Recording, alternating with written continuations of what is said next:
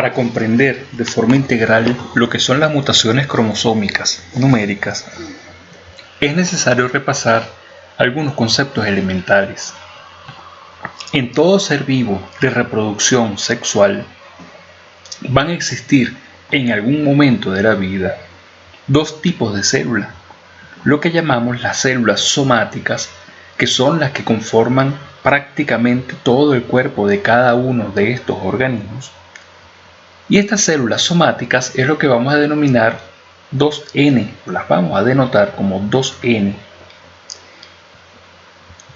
En estos organismos llega un momento en que alcanzan su madurez sexual y tendrán la capacidad de un tipo de división celular denominada meiosis. La meiosis es la responsable de formar los gametos, en lo cual se da una división reduccional, es decir, la totalidad de cromosomas que tienen se va a dividir a la mitad. Esos son los gametos o las células sexuales y son representadas como N.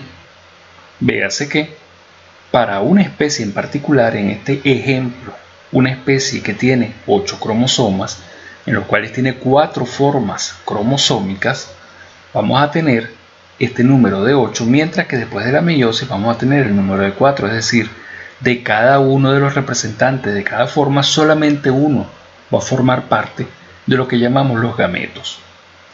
Cuando vemos estas distintas formas cromosómicas y vemos su número, a esto es lo que vamos a denominar el genomio básico. Este es el genomio básico y es característico de una especie. Es decir, no todas las especies tienen el mismo número cromosómico. Dependiendo de ellas van a existir distintas cantidades. Si vemos la representación con respecto a lo que es el genomio básico, para esta célula en particular podemos decir que 2N, que es como representamos una célula somática, esa célula somática tiene dos genomios básicos. X va a ser el número de genomios básicos.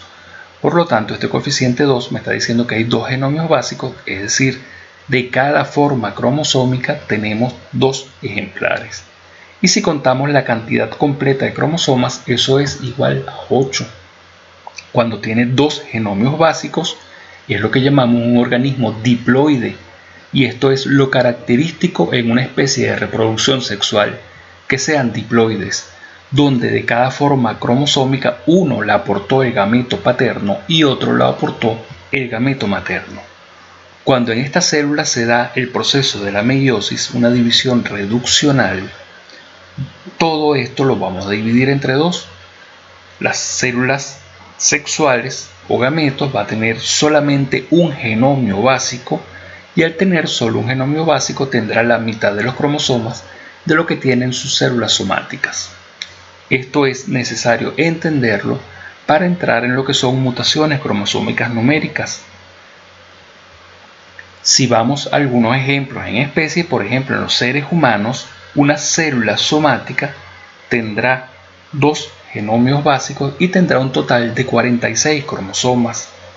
Mientras que en nosotros los seres humanos, después de un proceso de meiosis, para formar óvulos en mujeres o espermatozoides en hombres, esa célula sexual o gameto representada como N tendrá solo un genomio básico y tendrá 23 cromosomas. Las mutaciones cromosómicas numéricas son aquellas que van a alterar el número cromosómico normal que va a existir dentro de la especie. Y esto puede ser clasificado como aneuploidía o euploidía. En aneuploidía no hay cambio en el número de genomios básicos, lo que hay es la adición o la sustracción de unos pocos cromosomas. Es así como vemos lo que llamamos los nulisómicos, donde se han quitado 2 cromosomas, monosómicos donde falta un cromosoma, o trisómicos donde hay un cromosoma adicional. Mientras que la euploidía, si hay cambio en el número de genomios básicos, es lo que llamamos los poliploides, y pueden existir 3 genomios básicos, eso lo denominamos triploides, o 4 genomios básicos, lo denominamos tetraploides, o 5 genomios básicos, lo denominamos pentaploides, 6 genomios básicos denominados hexaploides, todo esto en células somáticas, o pueden existir heptaploides, octaploides, nonaploides, decaploides, etc.